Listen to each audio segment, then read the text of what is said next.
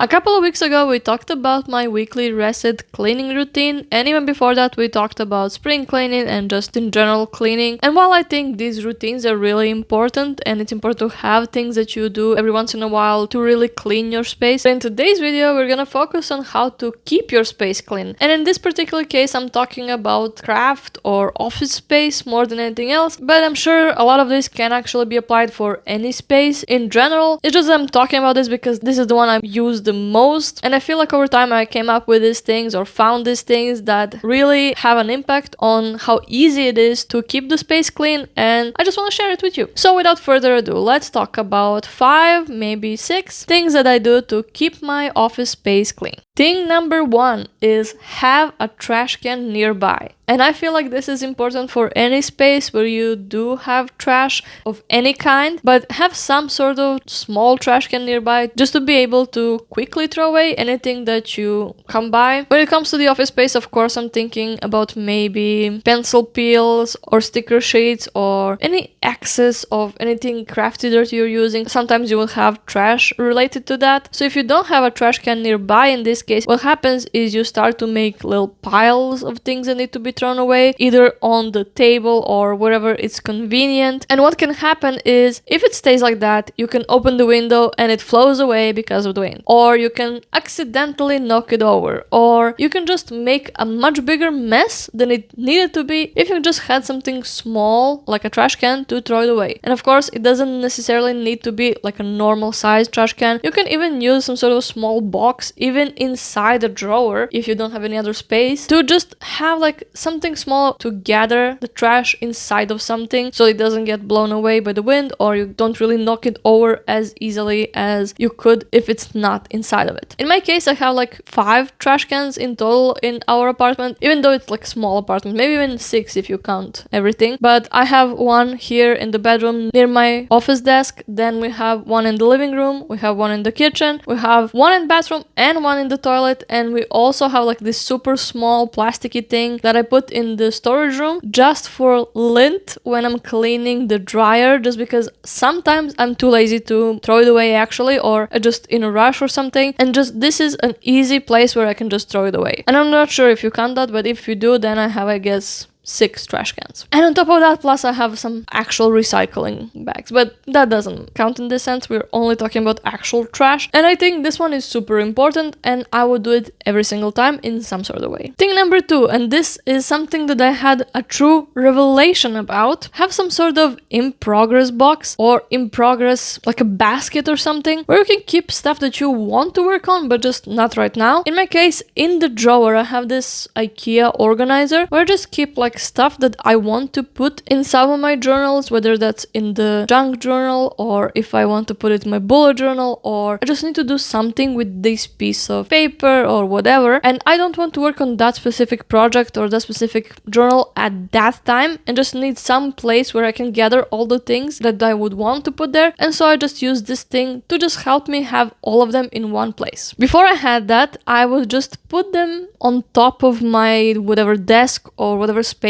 I had, and not only was that taking space where I really needed it, where it really mattered, but also it would constantly happen that also I get it dirty for whatever reason. It falls down on the floor and it gets damaged, or a lot of things can happen to the things that you actually want to use if you don't store them away for the time being in some sort of more proper way. And so this is my solution. I'm sure it's not gonna help every single person, but if it helps maybe even just 10%, I think that's even 2%. It's gonna be worth it, because for me that was a real revelation. Similarly to the in progress box, you can also have another box or a tray. I prefer to use a tray for things that you're constantly working on, probably daily, some sort of project or something. In my case, that's usually my bullet journal theme or some sort of project that I'm working on. Maybe it's for my journal or for the album or for whatever. And I just gather like things that I want to use, all the colors that I want or the stickers that I want, and I just put them on a tray. And whenever I actually am using them, I can put them on the table, I can take them out, put them in, do whatever I want with them. But then when I finish that session, every single time I put all of these things back on the tray, so they're still kind of separated from where they actually belong and separated from other similar things, because this whole tray is for one project, but it's also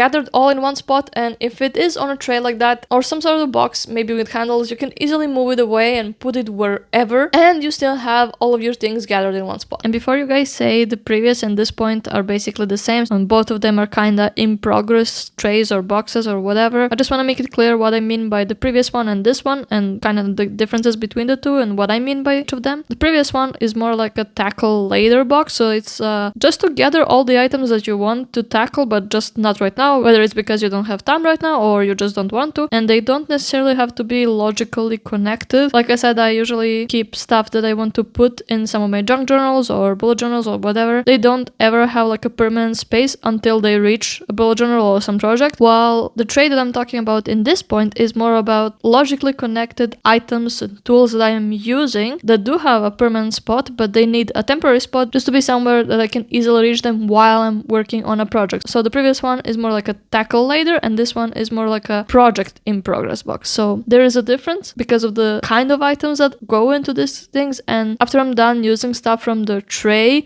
I put them back in their permanent spot, and after I'm done using the items from the tackle later box, they just go in a bullet journal or whatever. It's usually like stickers and movie tickets and stuff like that that just are not gonna be used over and over again. It's just one thing that's gonna be tackled later. I really hope this kind of clears it up, because maybe I didn't immediately explain it the best. Oopsie. Usually I have one thing in progress, but sometimes it happens that I have two. So I have one tray that I use constantly. It's always the tray for that specific purpose. It's rarely empty. Sometimes it is, but sometimes I need a second tray, and for that I just used one of my trays that I use in the kitchen and just put everything I need for the current project, and it really helps. I'm not gonna lie, it really helps because it keeps all of the things that are for whatever reason similar, they're used for similar thing in one spot, and it's easy to see them and it's easy to put them back. Which kind of brings us to the next thing, which is cleanup after every session. In my case, this is putting back things in the tray, but I also mean immediately throw everything in the trash with the trash that's nearby. And in my case, it also means if something needs to be actually washed or something. For example, my stamps, I always try to make sure that they are clean after each session, no matter how much I used it. I always try to clean it. Even if I'm gonna use it tomorrow again, I try to clean them every single time. And also, super important thing, if anything broke or anything is no longer usable, just immediately trash it or put it away to fix it if you can. I feel like this thing is really important and really impactful. And what I mean by each session is every time you are using these things and for whatever reason you have to stop, either you have to go to sleep or to work or whatever else, that is the end of the session. You're not working on this thing for the rest of the day, for example. That means you need to clean it up, put everything back in the tray, and everything else just throw away the trash. Whatever needs to be washed, maybe wash it. I promise this thing will take just a little bit of time, but it will make a huge difference. And the fifth thing and the last thing that I have for you today is to organize in my personal style. And I actually followed Clutterbug's bug style to really figure this out, and a lot of these ideas are probably from her. I honestly don't know, but a lot of this I feel like are from her. Basically, Clutterbug is a YouTuber or YouTube channel. Cass is the person, but the Clutterbug is her channel, where she talks about organizing, and she developed these 4 different styles of organizing and called them each a name of a bug. You have crickets, bees, ladybugs, and butterflies, and once you start figuring these things out and seeing what works for you, I feel like that really is a huge revelation, and there's just like this light bulb moment where you figure things out and it just makes sense. And in my case, I'm gonna give you a little spoiler if you don't want to know that. I don't know, but it doesn't really matter. I'm pretty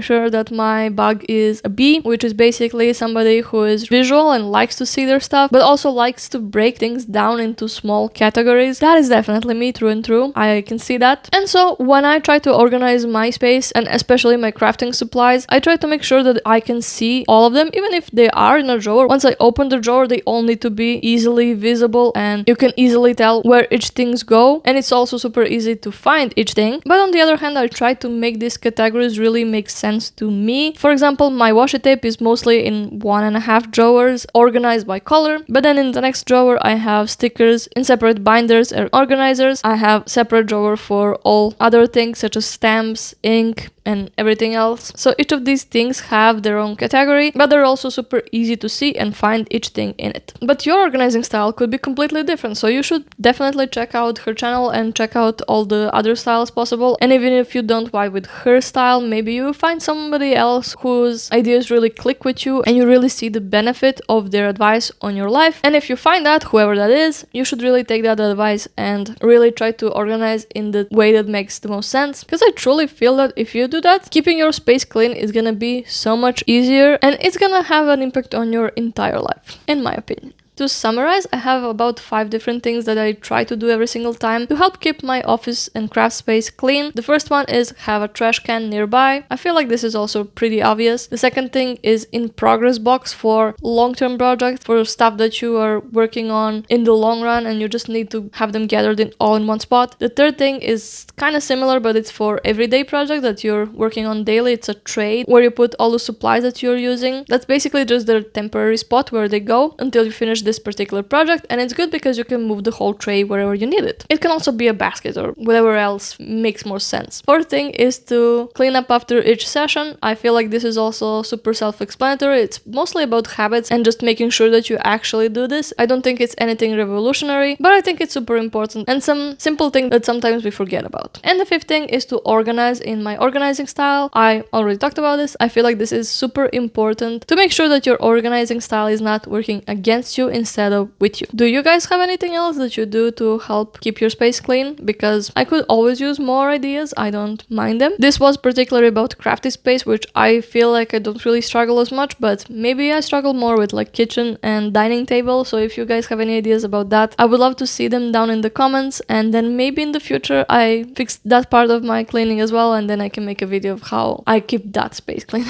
And if not, maybe we can discover some more ideas in the future together. So I really hope you enjoyed this video and maybe it really helped you in one way or another. Even if just one of these ideas is something that you will implement and that will help you keep your space clean, I'm gonna be happy about it. Even if just 10% of you, no, even 1% of you, if just 1% of you is implemented and thinks this is helpful, I'm gonna be super happy. Because again, a lot of these were really impactful for me and it could be impactful for you, even just one of these things. Thank you very much for watching this video till the end. If you enjoyed this video, please consider leaving a like or a comment to let me know. And if you reach this point of the video, maybe you can leave a tomato emoji down in the comments. Just why not? Or any other fruit or vegetable. Or if you don't like any of those, just leave like an angry emoji. And if you really like this video, maybe you should consider subscribing so you see more videos like this in the future. And I really hope to see you in my next one. Bye bye!